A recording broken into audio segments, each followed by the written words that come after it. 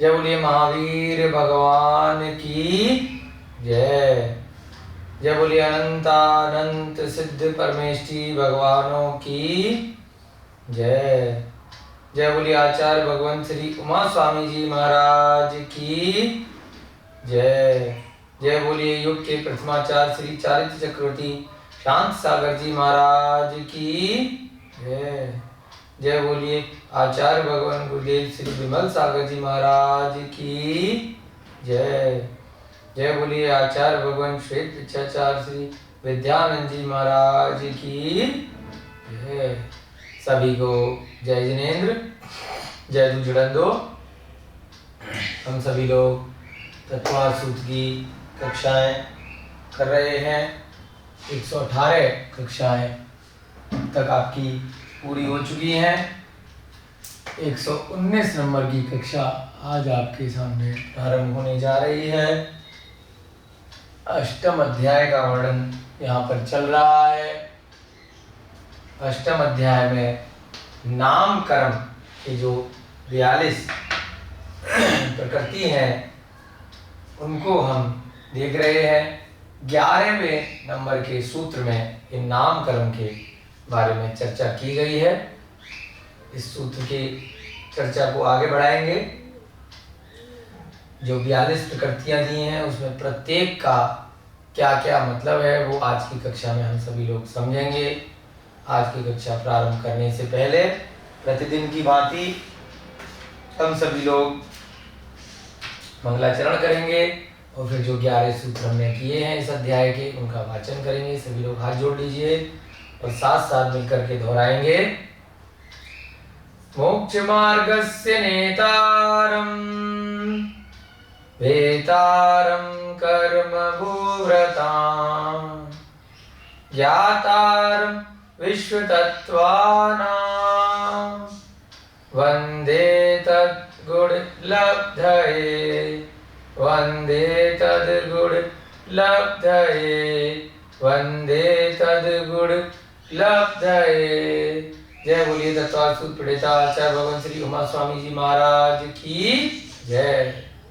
अब सभी लोग अपनी अपनी पुस्तक निकाल लेंगे और पुस्तक में से देख करके साथ साथ आप सभी लोग मिलकर के जो 11 सूत्र हमने अब तक किए हैं उनका हम लोग मिलकर वाचन करेंगे। मिथ्या दर्शना विरति प्रमाद कषाय योगा बंध हेतवः सकषायत्वाज जीवः कर्मणो योग्यान् उद्गला नादत्ते स बंधः प्रकृति स्थित्यनुभव प्रदेशास्तद्विधयः आद्यो ज्ञान दर्शनावरण वेदनीय मोहनीयायुर्नाम गोत्रांतराया पंचनवद्यष्टाविंशति चतुर्द्विचत्वारिंशद् द्विपंचभेदा यथाक्रमम् मति श्रुतावधि मनः पर्यय केवलानां चक्षुरचक्षुर्वधि केवलानां निद्रा निद्रा निद्रा प्रचला प्रचला प्रचला स्त्यान ग्रध्यश्च सद सद द्वेध्ये दर्शन चारित्र मोहनीया कषाय कषाय वेदनीया ख्यास त्रि द्वि नव षोडश भेदा सम्यक्त मिथ्यात्व तदुभयान्य कषाय कषायौ हास्यरत्यरति शोक भय जुगुप्सा स्त्री पुण्य पुंसक वेदा अनंतानुबंध्य प्रत्याख्यान प्रत्याख्यान संजुलन विकल्पाश्चैकशः क्रोधमान माया लोभा नारक तैर्यग योन मानुष देवानी गति जाति शरीरांगोपांग निर्माण बंधन संघात संस्थान सहनन स्पर्श रस गंध वर्णानुपूर्व्या गुरु लघु घात पर घाता तपो द्योतोच्छ्वास विहायो गतयः प्रत्येक शरीर त्रस सुभग सुस्वर शुभ सूक्ष्म पर्याप्ति स्थिरादेय यशः कीर्ति सेतराणि तीर्थंकरत्वं च। इस प्रकार से हमने 11 सूत्र कल तक की कक्षा में देखे। 11वें सूत्र की चर्चा चल रही है। नाम कर्म का वर्णन यहाँ पर चल रहा है। किस प्रकार से प्रत्येक जीव के जो संसारी अवस्था में है उनके शरीर का निर्माण होता है, इसके बारे में आचार्य महाराज ने बहुत ही वैज्ञानिक तरीके से 42 प्रकृतियां यहाँ पर बताई हैं। जो भी शरीर आप सभी को, हमको और जो भी संसार में हमें जीव अलग अलग, चाहे वह त्रियंच हो या इत्यादि इत्यादि हो, मनुष्य ही हो, वनस्पति हो, ये सब जो हमें दिखाई देते हैं, इनके शरीरों की रचना किस प्रकार से होती है, तो उसके लिए एक एक करके हमने 42 बातें यहाँ पर सीखनी है। आज जल्दी से हम ये रिवाइज करेंगे। किस प्रकार से हमने यहाँ पर कल संधि विच्छेद किया था। गति, जाति, शरीरांगोपांग, निर्माण, बंधन, संघात, संस्थान, सहनन, स्पर्श, रस, गंध, वर्ण के बाद में संधि विच्छेद करके किया था। वर्ण के साथ में क्या निकाला? आनुपूर्व्य। आनुपूर्व्य, इस प्रकार से हमने इसको अलग किया। फिर क्या किया? अगुरु, यहां से जब अ निकाल दिया तो क्या बन गया? अगुरु लघु। अगुरु लघु, ये बड़ी ऊ की मात्रा छोटी ऊ की मात्रा बन जाएगी और यहाँ पर उपघात अलग रह जाएगा। ठीक है। उसके बाद यहाँ से क्या निकाला? परघात। फिर यहाँ से आतप। उसके बाद यहाँ से फिर ऊ निकाला, उद्योत। उसके बाद यहाँ से उच्छ्वास। फिर विहायो गति। गति से क्या बन गया? गति। फिर अगले में प्रत्येक शरीर, फिर त्रस, फिर सुभग, फिर सुस्वर, फिर शुभ, सूक्ष्म, पर्याप्ति, स्थिर, और यहाँ से स्थिरादेव शब्द था, स्थिर अलग कर लिया और आदे अलग हो गया। उसके बाद यश, कीर्ति, ये 10वां इधर आ गया।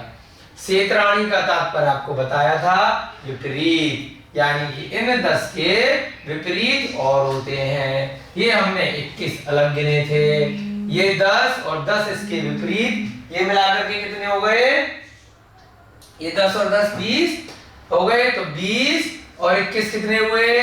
41। उसके बाद एक बचा तीर्थंकरत्वम, यानी कि टोटल कुल मिलाकर 42 प्रकृतियां यहाँ पर नाम कर्म की हो जाती हैं। सेतराणी का अर्थ आपको याद रखना है। यहाँ पर विसर्ग लग गया तो उससे एक तरह से ये जो प्रकृतियां हैं ये अलग कर दी गई 21। तो सेतराणी शब्द का तात्पर्य केवल इनके लिए है, ना कि ऊपर की जो 21 हैं इन सब का विपरीत हमें नहीं निकालना है। ठीक है। तो इस प्रकार से ये हमने सूत्र में सारे शब्द देखे। तो ये यहाँ पर 10 जो थे इसके विपरीत हम यहाँ पर देखेंगे क्या क्या बन सकते हैं। प्रत्येक शरीर का विपरीत साधारण शरीर, त्रस का विपरीत स्थावर, सुभग का विपरीत दुर्भग, सुस्वर का विपरीत दुस्वर, शुभ का विपरीत अशुभ, है ना। सूक्ष्म का विपरीत बादर, पर्याप्ति का अपर्याप्ति, स्थिर का अस्थिर, आदे का अनादे, यश कीर्ति का अयश कीर्ति। इस प्रकार से यहाँ पर हमने 10 और 10 20 और यहाँ पर ये 21 और अंत में ये एक तीर्थंकरत्वम एक च माने और ये 42 प्रकृतियां जो नाम कर्म की भेद यहाँ पर कहे गए हैं। अब यहाँ से सूत्र एक बार मिटा देते हैं और एक एक शब्द यहाँ से अब हम आज की कक्षा में लेकर चलेंगे।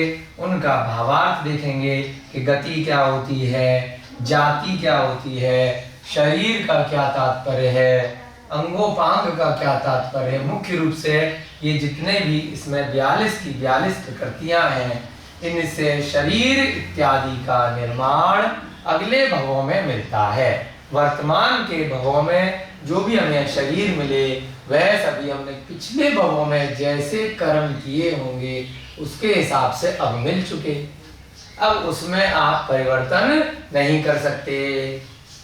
आप सोचें कि हमारा जन्म काले रूप में हो गया है तो हम सफेद हो जाएं, तो ऊपर से तो आप क्रीम पाउडर कितना भी लगा सकते हैं, लेकिन आंतरिक रूप से जो शरीर आपको आपके नाम कर्म के हिसाब से मिला है उसमें परिवर्तन नहीं किया जा सकता। जैसे अंग आपको मिले हैं वैसे ही अंग आपके इस जीवन में रहने वाले हैं, लेकिन हम अच्छे अच्छे कर्म करके तत्वार सूत्र से पढ़ करके सीख करके आयु का आश्रय किस प्रकार से होता है, कर्मों का आश्रय किस प्रकार से होता है, ये सब सीख करके हम अपने कर्मों को अगर अच्छा बनाएंगे तो भविष्य की पर्यायों में हमें बहुत सुंदर शरीर और हो सकता है तो मोक्ष की भी प्राप्ति हो जाए, जहाँ पर किसी भी प्रकार के शरीर की कोई आवश्यकता ही ना हो। चलिए एक एक करके लेते हैं यहाँ से। गति, ठीक है। सबसे पहला क्या है?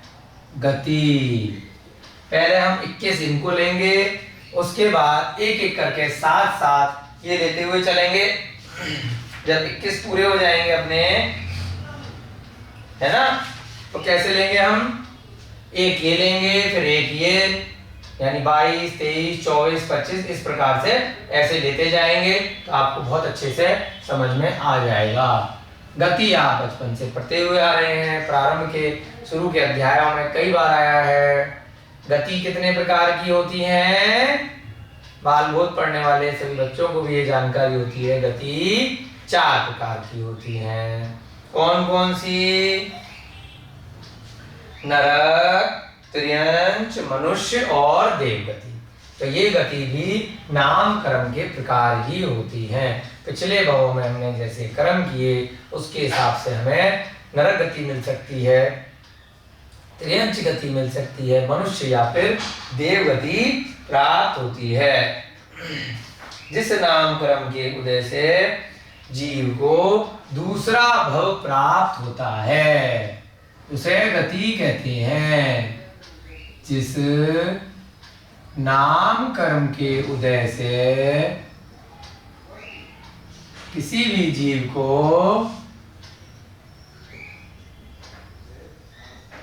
दूसरा भव प्राप्त होता है वह क्या कहलाती है? गति कहलाती है। ये 4 प्रकार की होती है। कौन कौन सी? बताइए जल्दी से। नरक गति, नरक से निकल के आए अपन सभी लोग। दूसरी त्रियंच गति, तीसरी मनुष्य गति, चौथी देव गति। ये 4 प्रकार की गतियां होती हैं। पहले आपको बताया है त्रस और स्थावर गति नहीं होती हैं। त्रस और स्थावर के रूप में सभी संसारी जीवों को इन चारों को 2 प्रकार से बांटा जा सकता है। त्रस में आ जाएंगे, स्थावर को छोड़ के बाकी की सारे 2 इंद्रिय, 3 इंद्रिय, 4 इंद्रिय, 5 इंद्रिय, और स्थावर में 1 इंद्रिय जीव आते हैं जो 5 प्रकार के हैं, है ना, आपने पढ़े है ना, जल का एक, वनस्पति का एक, अग्नि का एक, है ना, भूमि का एक, वायु का एक, ये सभी स्थावर में आ गए। तो गति जब पढ़ेंगे तो 4 प्रकार की गतियों में जीव अगले भाव में जा सकता है संसारी अवस्था में। इसके अलावा जो अंतिम गति है वो मुक्त गति होती है।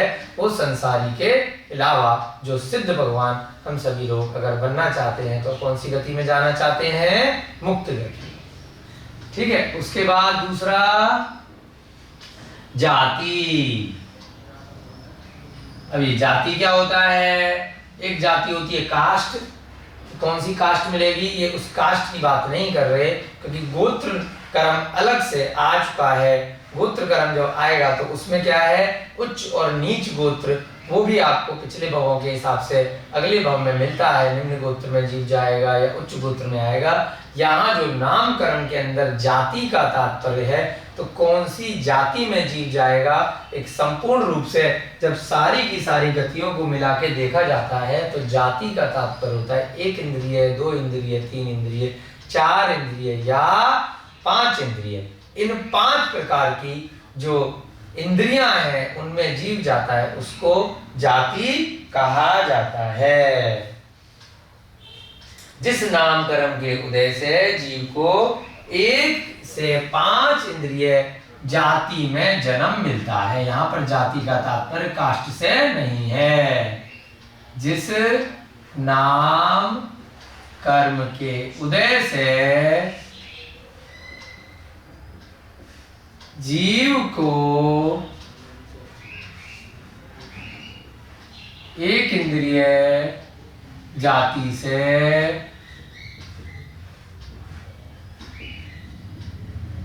पंचेंद्रिय जाति में जन्म मिलता है। अब ये कितने प्रकार की हो गई? ये भी 5 प्रकार की हो गई। कैसे?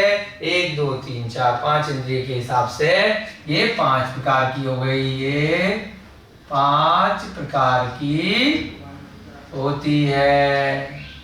1 इंद्रिय, 2 इंद्रिय, 3 इंद्रिय, चतुर्इंद्रिय और पंचेंद्रिय।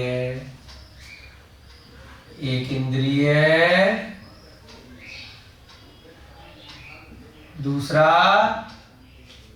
द्विंद्रिय,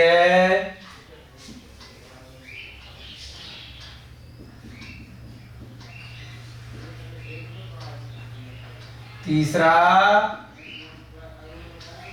त्रिंद्रिय, त्रिइंद्रिय, त्रि पे बड़ी की मात्रा आ जाएगी, त्रिइंद्रिय,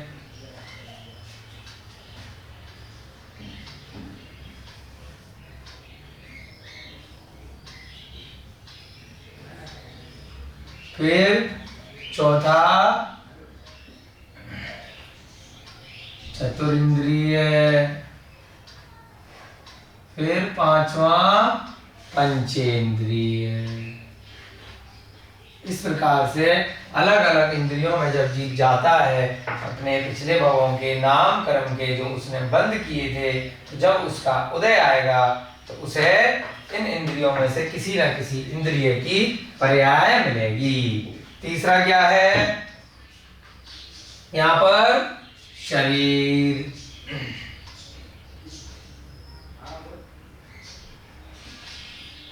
अब शरीर का क्या मतलब है कि उसको कैसा शरीर मिलेगा। शरीर के बारे में आप प्रारंभ के अध्याय में बहुत अच्छे से पढ़ के आए हैं। शरीर कितने प्रकार का होता है? सबसे अंदर आत्मा होती है। आत्मा के साथ जो कर्म जुड़ जाते हैं उसे क्या बोलते हैं? कार्मण शरीर। उसके बाद उस पे साथ में क्या लग जाता है? तेजस शरीर, जो शरीर को कांति इत्यादि देता है, बाहरी शरीर की रचना में सहायक होता है। और फिर बाहरी शरीर कौन कौन से बन सकते हैं? औदारिक, वैक्रियक या आहारक। देव और नारकियों को वैक्रियक शरीर मिलता है, उन्हीं महाराज के कभी कभी आहारक शरीर निकलता है, और औदारिक शरीर सामान्य रूप से सभी त्रियंचों को और मनुष्य इत्यादि को मिलता है। तो ये सब शरीर कितने प्रकार के हो गए? 5 प्रकार के। ठीक है। जिस नाम कर्म के उदय से शरीर की रचना होती है। मुख्य रूप से यही बात नाम कर्म में कही जाती है। जिस नाम कर्म के उदय से शरीर की रचना होती है। अब प्रत्येक जीव का शरीर बिल्कुल अलग होता है ना। जितने भी संसार में चाहे मनुष्य ही क्यों ना हो, सभी का शरीर अलग होगा। क्यों? क्योंकि सभी के नाम कर्म पिछले भवों में जो उन्होंने बंधन किया है वह भिन्न भिन्न होते हैं, तो उसके हिसाब से हमेशा शरीर अलग ही होगा। भले ही आपको पिछली कक्षा में बताया था, कोई ट्विंस हों, हम सकल हों, बिल्कुल सेम समय पे पैदा हुए हों, फिर भी उनके शरीर की रचना उनके अपने अपने पूर्व भवों के कर्मों के हिसाब से अलग अलग होती है। ये 5 प्रकार का होता है। कौन कौन सा? सबसे अंदर आत्मा के ऊपर कौन सा होता है? कार्बन, तेजस, फिर आपका औदारिक, आहारक, वैक्रियक। औदारिक,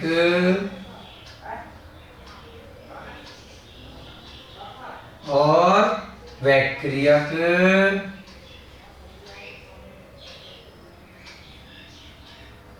और पांचवा आहारक।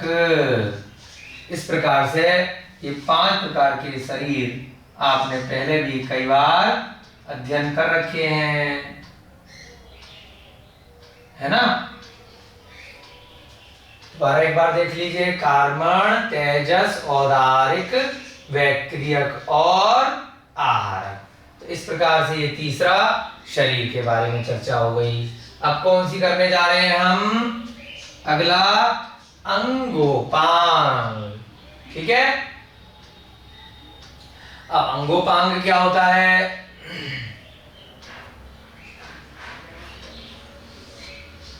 अब जो शरीर मिला उसमें अंगों की रचना कैसे होगी, है ना? जो शरीर मिल गया, अब उसमें से अब किस जीव को कौन सा शरीर मिलेगा? भाई कार्बन और तेजस शरीर तो प्रत्येक संसारी जीव के सभी के होगा, ये आपको पहले बता चुके हैं।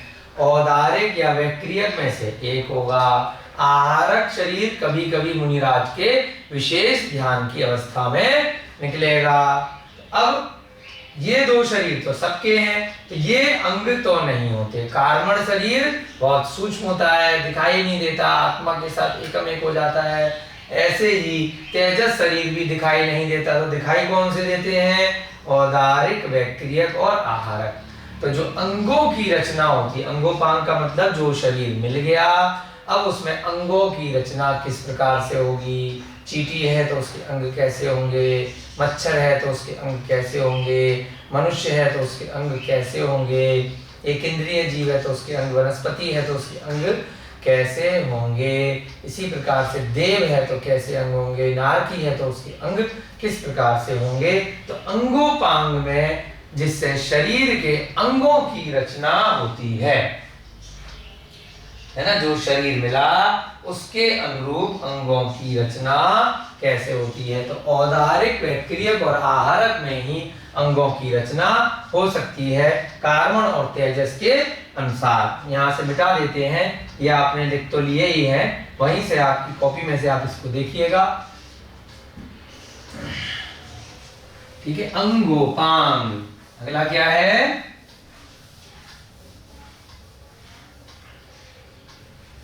अंगोपांग। ठीक है, इसको भी मिटा देते हैं, आपने नोट तो कर ही लिया है।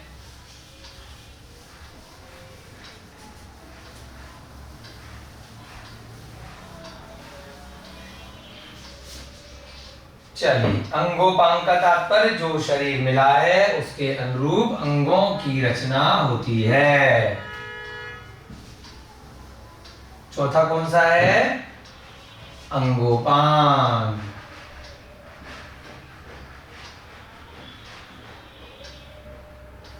अब जीव को जो शरीर मिला है उसके अनुरूप अंगों की रचना होती है। जिस नाम कर्म के उदय से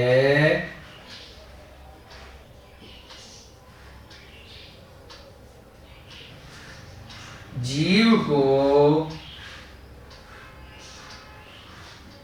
जो शरीर मिला है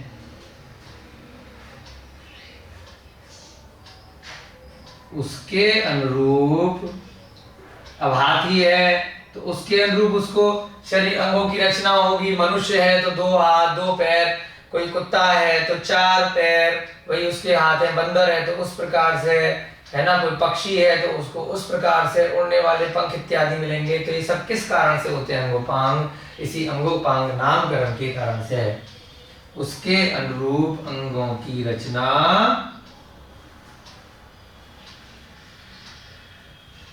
होती है। यह जो ऊपर के 5 प्रकार थे उसमें से 2 हट जाते हैं, बाकी के 3 इसके हिसाब से साथ में चलते हैं। ये 3 प्रकार का होता है। कौन कौन से? औदारिक, वैक्रियक और आहारक। औदारिक, वैक्रियक और तीसरा आहारक। ठीक है, क्योंकि कार्बन और तेजस शरीर में तो अंग होते ही नहीं है, इन तीनों में अंग हो सकते हैं। ठीक है, उसके बाद अगला क्या है? अंगोपांग के बाद निर्माण। 5वां क्या है? निर्माण।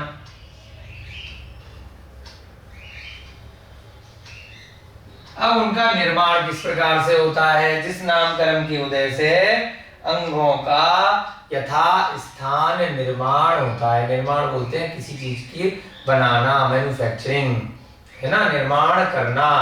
निर्माण यानी कि जो अब शरीर मिल गया, अंग मिल गए, अब उनका बनना प्रारंभ होता है ना। अब मान लीजिए एक छोटा सा जीव गर्भ में आया, बहुत छोटी अवस्था में है, तो उसके अंग अभी पता ही नहीं चल रहे हैं। फिर धीरे धीरे उसके समय के साथ में उसके गर्भ के अंदर भी अंग बनने लगते हैं, और जब वह बाहर आता है तो उसके बाद यथा स्थान उसके अंगों का निर्माण होना प्रारंभ हो जाता है। वह सब किस कारण से होता है? इस निर्माण नाम के नामकरण के कारण से। जिस नामकरण के उदय से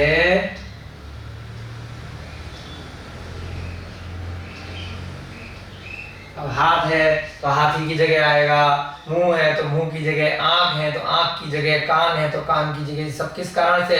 यथा स्थान निर्माण। जिस चीज का जिस जगह स्थान है उसी जगह आएगा।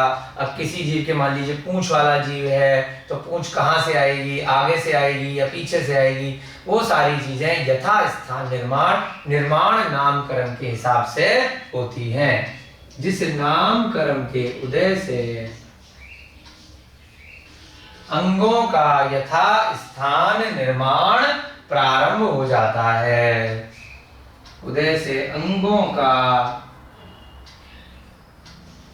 जो उनका योग्य स्थान है, यथा स्थान निर्माण होता है।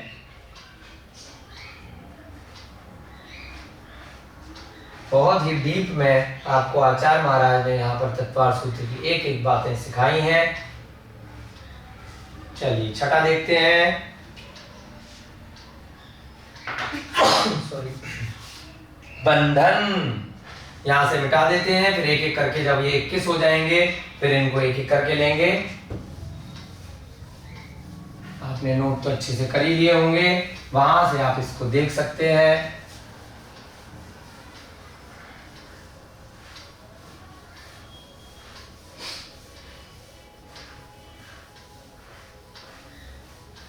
इतने आपको समझ में आ गए। 5 नामकरण के भेद।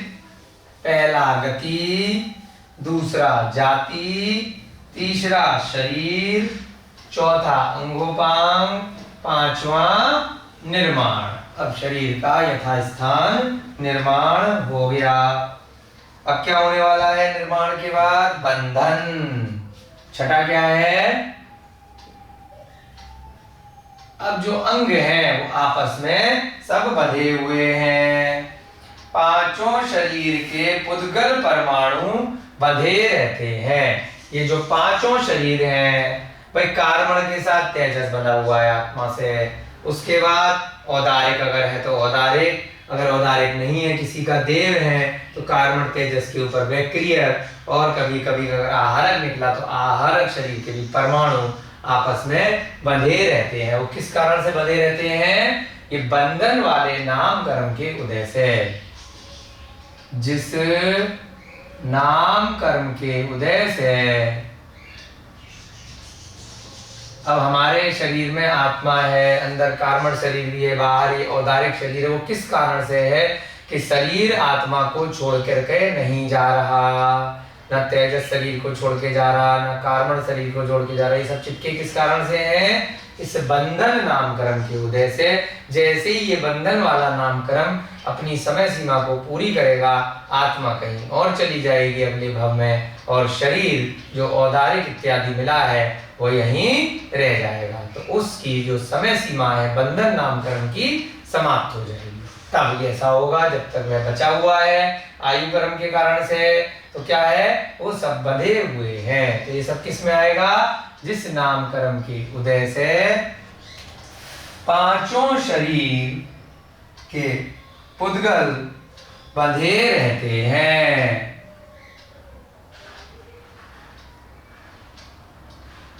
पांचों शरीर के पुद्गल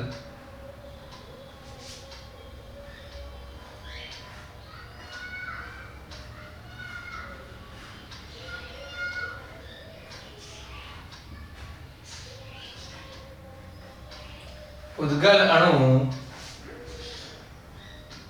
एक दूसरे से बंधे रहते हैं।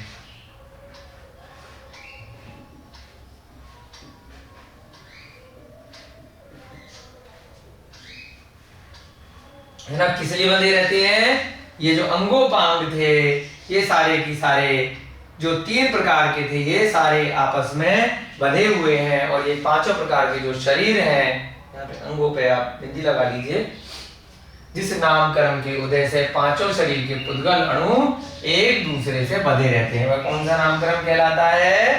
बंधन नाम का नामकरण कहलाता है। आ रही है ना बात समझ में आपको? सभी को बहुत अच्छे से आराम आराम से करा रहे हैं। इन सबको आपको याद भी करना है। उसके बाद अगला क्या है? संघात। संघात शब्द पहले भी आपने सुना होगा, जो पुद्गल के बारे में चर्चा करी थी हमने, अणु के बारे में, भेद और संघात की प्रक्रिया, है ना? याद है ना कि हाथ का मैल है, पहले भेद किया, फिर उसको जोड़ दिया तो संघात हो गया। भेद का मतलब अलग अलग करना और संघात का मतलब जोड़ना। तो यहाँ पर संघात का क्या मतलब है? जिस नामकरण के उदय से जो पांचों शरीर हैं उसके जो पुद्गल हैं, पहले तो इसमें बताया कि एक दूसरे से बंधे रहते हैं। यहाँ संघात का मतलब है कि छिद्र रहित होकर के बंधे रहते हैं। हमने जब आपको अणु के बारे में बताया था तो ये बताया था कि कोई भी पुद्गल वस्तु है वो भेद और संघात दोनों का एक साथ मिश्रण होता है, तभी हमारे देखने में आती है। कुछ ना कुछ उसमें भेद हुआ होगा, टूटी होगी, और कुछ ना कुछ जुड़ाव यानी संघात हुआ होगा। तो मान लीजिए ये पेन है, तो किससे बना है? संघात होकर के बना है। इसमें कुछ बहुत सारी चीजें जोड़ी गई हैं, तो इसमें बीच में गैप नहीं है, छेद नहीं है, इसीलिए संघात की इसमें प्रक्रिया हुई और इस वस्तु का जन्म हुआ। ऐसे ही ये जो शरीर है औदारिक, इसमें संघात की प्रक्रिया होती है और बीच में कहीं पर भी गैप नहीं है। अब मान लीजिए हाथ का आगे का हिस्सा अलग हो, बीच में गैप हो, तो संघात नहीं होगा। यानी कि पूरा शरीर एक दूसरे से बंधा हुआ है, गैप से रहित, यानी कि छिद्र से रहित होकर। तो प्रक्रिया क्या कहलाती है? संघात नाम कर्म के उदय से जो शरीर ये मिले हैं, ये सारे की सारे अगर औदारिक है तो औदारिक शरीर पूरा जुड़ा हुआ है। किसी को वैक्रियक मिला है, भले ही वह वैक्रियक शरीर से अलग अलग रूप बना सकता हो, लेकिन क्या है, वो पूरा शरीर उसका मिला हुआ रहेगा। औदारिक है तो औदारिक शरीर में जो भी पुतला निकलेगा वो मिला हुआ है। किस कारण से? संघात नाम कर्म के उदय से छिद्र रहित होकर बंधे रहते हैं।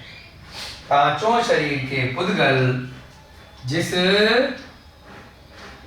नाम कर्म के उदय से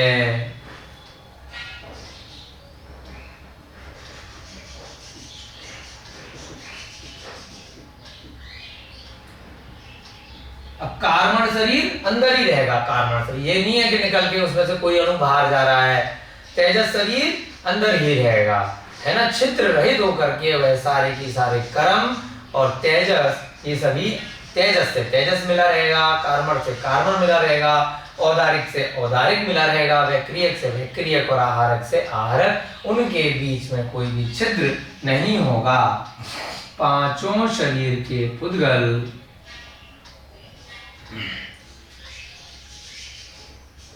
छिद्र रहित होकर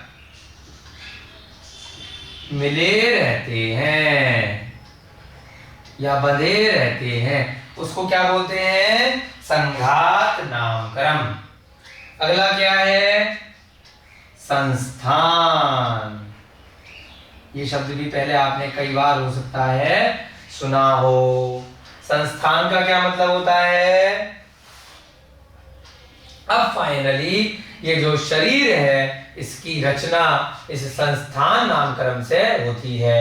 ये तो हो गए कि कौन कौन से शरीरों की हो सकती है। शरीर में कार्बन है, तेजस है, औदारिक। अब संस्थान में शरीर किस प्रकार सा किस जीव का होगा, तो ये शरीर की रचना फाइनली उन्हीं संस्थान नामकरण के वजह से होती है, उसका आकार बनता है। अब हाथी है तो उसका सुडौल बहुत बड़ा आकार बनेगा, शेर है तो उसके हिसाब से बनेगा, मनुष्य है तो उसके हिसाब से बनेगा। तो ये संस्थान नामकरण के उदय से उस शरीर का आकार की रचना होती है। अब ये 6 प्रकार का होता है। पिछले भावों में जैसे आपने कर्म किए होंगे उसके हिसाब से आपको जो सामान्य शरीर है वो मिलेगा, या टेढ़ा मेढ़ा मिलेगा, या लंबा मिलेगा, या मोटा मिलेगा, या गट्टा मिलेगा, या कुबड़ निकला हुआ हो सकता है। ये सारे 6 प्रकार से आपको संस्थान शरीर में मिल सकते हैं। पिछले भाव में जैसे कर्म किए होंगे उसके हिसाब से 6 प्रकार में से कोई भी एक प्रकार का संस्थान शरीर के हो सकता है।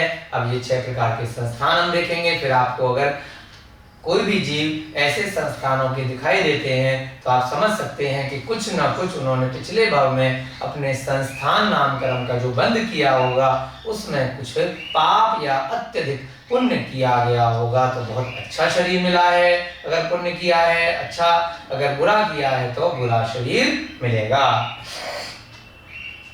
जिस नामकरण के उदय से शरीर का आकार बनता है,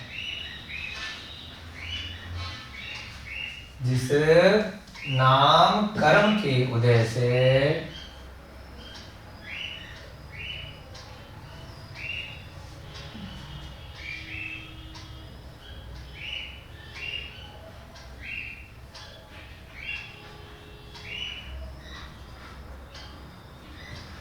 क्या बोलते हैं इसको? संस्थान नामकरण। ये 6 प्रकार का होता है। कौन कौन से?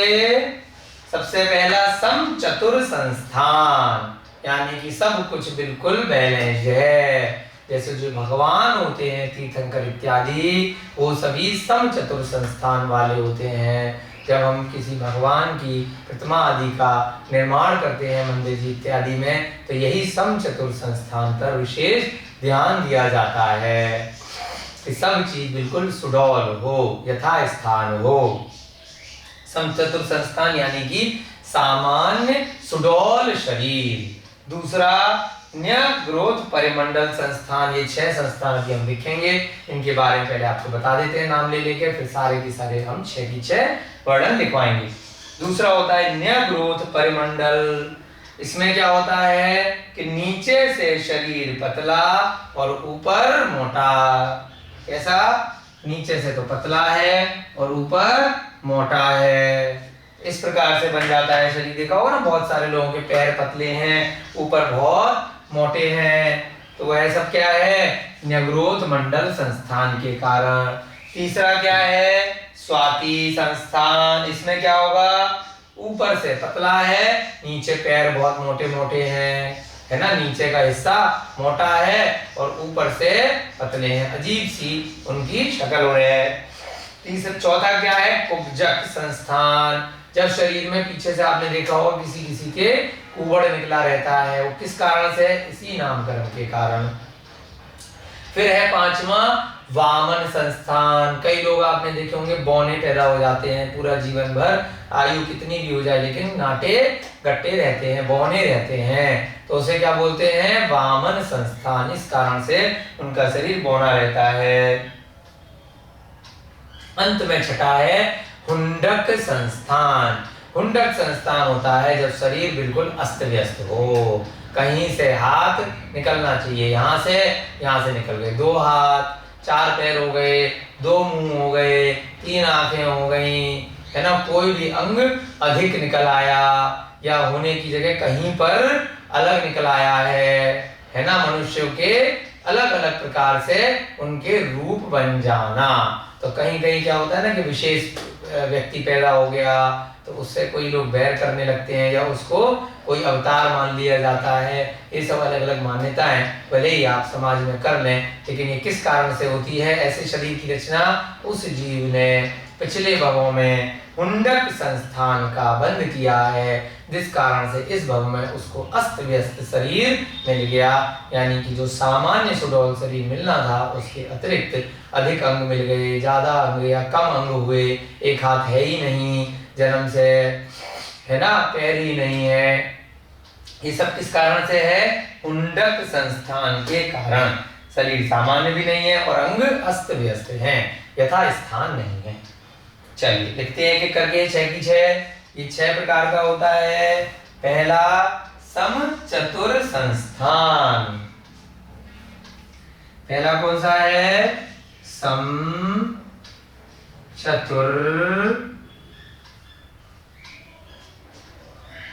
संस्थान।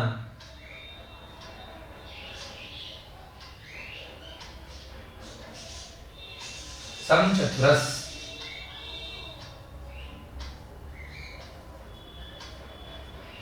समचतुरस संस्थान।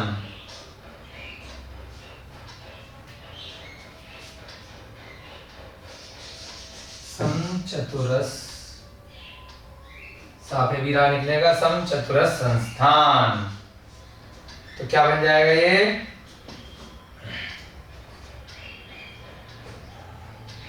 जिसके उदय से सामान्य सुडौल शरीर मिले।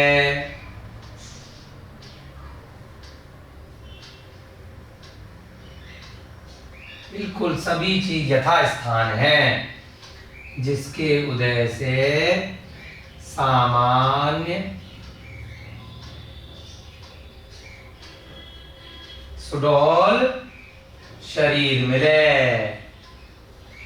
अब वह जिस जाति में पैदा हुआ है, जिस गति में पैदा हुआ है, उसके हिसाब से जो सुडौल सामान्य शरीर है वह उसे मिल गया, तो उसे क्या बोला जाएगा? समचतुरस संस्थान। दूसरा न्यग्रोथ परिमंडल संस्थान। न्यग्रोथ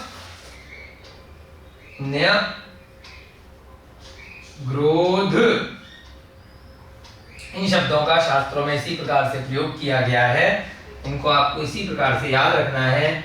न्यग्रोध परिमंडल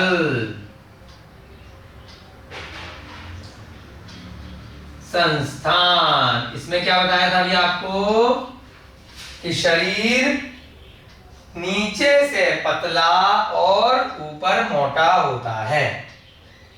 जिसकी वजह से शरीर नीचे से पतला और ऊपर मोटा हो, जिसके उदय से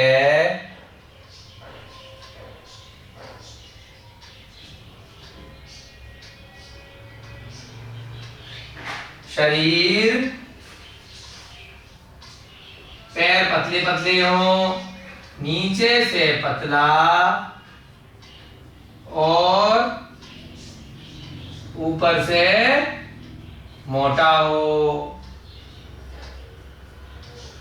तो किस कारण से है ये? न्यग्रोध परिमंडल संस्थान के कारण। तीसरा संस्थान क्या है? स्वाति संस्थान। यहां से मिटा देते हैं गति वाला, ये आपने अच्छे से नोट कर ही लिया होगा। अभी हमारा संस्थान चल रहा है। कितने प्रकार का है संस्थान? जल्दी से रिवाइज करिए। 6 प्रकार का। पहला कौन सा है?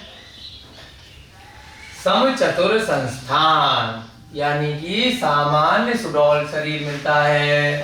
दूसरा क्या है? न्यग्रोध परिमंडल संस्थान, जब शरीर नीचे से पतला पैदा हो जाता है और ऊपर से मोटा। तीसरा कौन सा है? स्वाति संस्थान, अब इसका उल्टा है।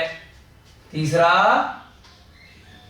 स्वाति संस्थान, यानी कि कुछ लोगों का आपने शरीर देखा होगा कि ऊपर से कैसा है?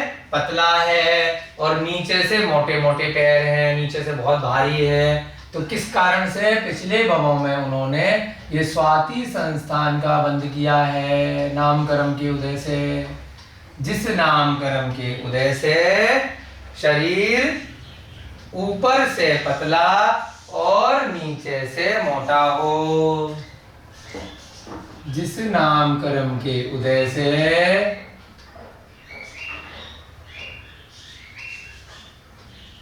शरीर ऊपर से पतला और नीचे से मोटा हो, उसे किस कारण से होता है? ये आपको ध्यान रखना है। अगर आपको ऐसा शरीर मिला है तो कोई बात नहीं, अब अगले भवों के लिए अपने कर्मों को सुधार लीजिए। पिछले भवों में जो गलती हो गई, तब हमने इतना स्वाध्याय नहीं किया था, अब आप कर रहे हैं, तो कभी भी आप कोई भी गलत कार्य मत कीजिए जिसकी वजह से ऐसा नामकर्म हो। अच्छे कर्म करेंगे तो हमेशा आपको समचतुर संस्थान वाला शरीर प्राप्त होगा। चलिए अगला वाला कौन सा है? कुब्जक संस्थान। अब किसी को जो कुबड़ वाला शरीर मिलता है वो किस नामकर्म के कारण से है? इस कुब्जक संस्थान के कारण। यानी कि कोई कुबड़ वाला व्यक्ति मिलता है तो आप समझ जाइए कि उसको इस नामकर्म का उदय इस भव में आया है। जिस नामकर्म के उदय से शरीर में कुबड़ निकली हो उसे क्या बोलते हैं? कुब्जक संस्थान। जिस नामकर्म के उदय से शरीर में कुबड़, आप समझते हैं ना, आपने हो सकता है देखा होगा पीठ पे बहुत बड़ा सा निकलता है, कभी किसी के कहीं निकला होता है और झुक के चलना पड़ता है, बहुत दर्द रहता है। तो किस कारण से है वो? इस कुब्जक संस्थान वाले नामकर्म के कारण शरीर में कुबड़ निकली हो। उसके बाद क्या है? वामन संस्थान। अब किसी का शरीर बौना है, वो किस कारण से है? उसने पिछले भवों में ऐसे नामकर्म का बंद किया जिसके कारण से अब उसे वामन यानी कि बौना शरीर मिला, नाटा गट्टा मिला, छोटा सा। उस समय के अनुसार उसकी जो हाइट है वह कम है ना? तो क्या बोलते हैं इसको?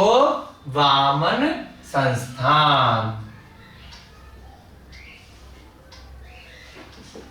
आचार्य महाराज ने नामकर्म के अंदर एक एक चीज बहुत ही डिटेल में बहुत अच्छे से ली है। 42 जो प्रकृतियां नामकर्म की बताई हैं जिसकी वजह से बौना शरीर मिले। जिस नामकर्म के उदय से क्या मिले? बौना शरीर। तो आप समझ जाइए अगर कोई बौना व्यक्ति है आपके आसपास तो इस वामन संस्थान के कारण से है, बौना शरीर मिले। अगला क्या है? छठा अंत में वामन संस्थान के बाद हुंडक संस्थान।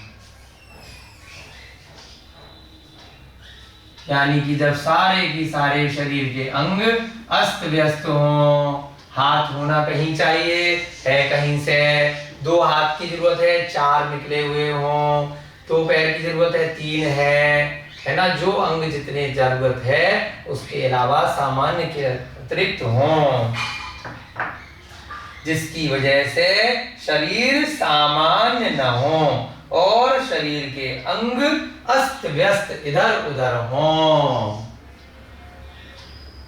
जिस नाम कर्म के उदय से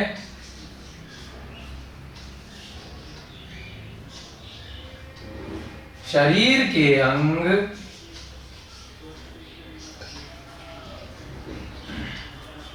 कम अधिक हो। भाई 2 हाथ की जरूरत है, एक ही हाथ हो, है ना। सामान्य शरीर ना हो।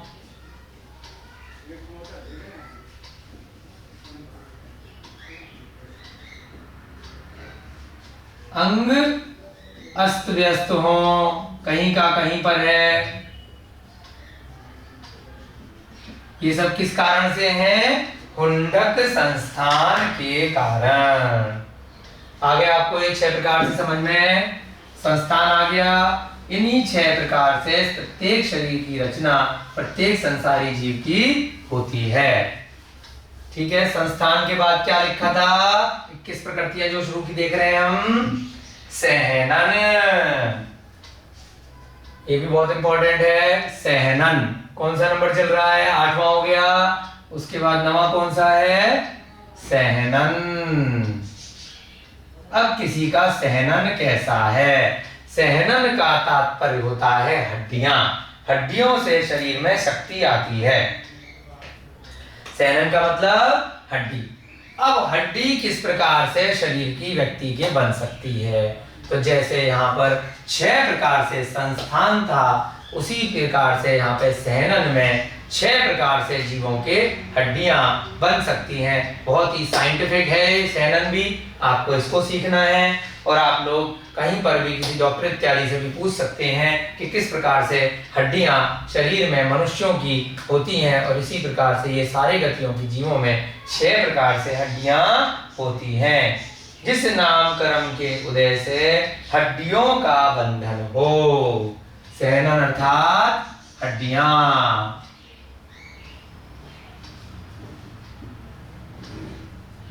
बोन्स जिसे बोलते हो आप इंग्लिश में।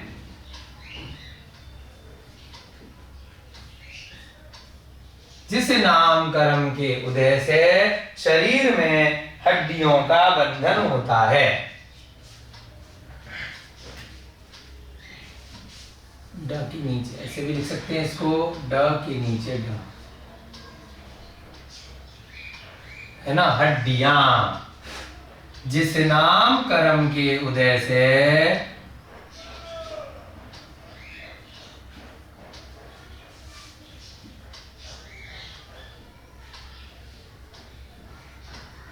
शरीर में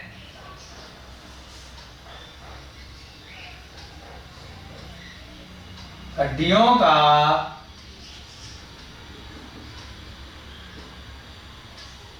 बंधन होता है, उसे क्या बोलते हैं?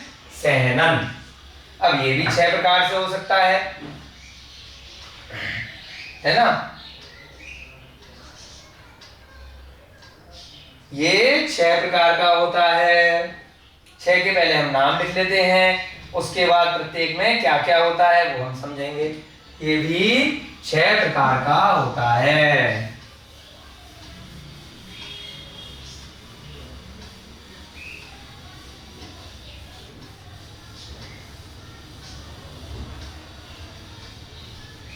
काफी बड़ा सूत्र है, इसलिए आपको इसमें कई कक्षाएं लगेंगी इस सूत्र को समझने में। ये 6 प्रकार का होता है। कौन कौन सा सहनन होता है? पहले भी इसका वर्णन 1-2 बार आया है, तो आपको नाम देखते ही याद आने लगेगा। चलिए देखते हैं कौन कौन से 6 प्रकार हैं। वज्र, वृषभ, नाराज, सहनन। याद आ रहा है? तीर्थंकरों इत्यादि का, चक्रवर्तियों का, इन सब का क्या है? कई बार वज्र, वृषभ, नाराज, सहनन होता है। आपने कथाएं सुनी होंगी, बाहुबली और भरत का जब युद्ध हुआ तो दोनों कैसे थे? दोनों चरम शरीरी थे। दोनों का वज्र, वृषभ, नाराज सहनन था। इस सहनन का जो व्यक्ति होता है उसका उस भव में आयु पूरी करने से पहले अकाल मरण नहीं हो सकता। सबसे ज्यादा कठोर उनकी हड्डियां होती हैं। सबसे जो बहुत ही कठोर धातु की तरह से एक हड्डी होती है, उसको क्या बोलते हैं? वज्र, वृषभ, नाराज, सहनन। ठीक है, वज्र, वृषभ, नाराज, सहनन। वज्र, वृषभ आपने बहुत बार पहले भी हो सकता है सुना हो। ये इसी सहनन का यानी नाम कर्म का भेद है। वज्र वृषभ नाराज सहनन, ये पहला प्रकार हो गया। दूसरा, पहले नाम लिख लेते हैं सबके, फिर इनके बारे में समझेंगे। वज्र नाराज सहनन, दूसरा क्या है? वज्र नाराज सहनन। सहनन का आपको मतलब ध्यान रखना है, सहनन का मतलब हड्डी है। और तीसरा क्या है? नाराज सहनन। ये नाराज है, नाराज नहीं है ना, नाराज। तीसरा, वज्र हटा देंगे इसमें से तो क्या बन जाएगा? नाराज सहनन। तीसरा है नाराज सहनन। पहले में क्या था? वज्र वृषभ नाराज सहनन। दूसरे में वृषभ शब्द हट गया, क्या बन गया? वज्र नाराज सहनन।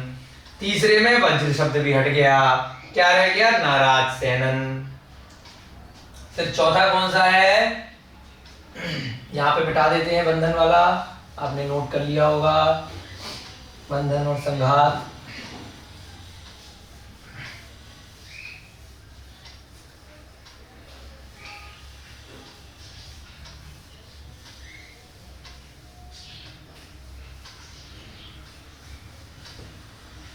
चलिए, नाराज सहनन के बाद क्या है? अब अर्ध नाराज सहनन। नाराज के आगे अर्ध लगा दिया और वज्र यहां से हट गया था, तो आधा, अर्ध माने आधा, अर्ध नाराज सहनन।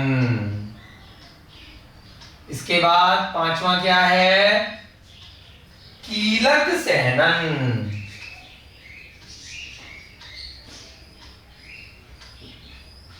और अंत में छठा है असंप्राप्ता सपाटिका। थोड़ा सा डिफिकल्ट वर्ड है, आपको याद करना है। असंप्राप्ता, असंप्राप्ता सपाटिका। क्या शब्द है? असंप्राप्ता सपाटिका। थोड़ा सा डिफिकल्ट है, लेकिन अभ्यास के साथ आपको याद हो जाएगा। सहनन।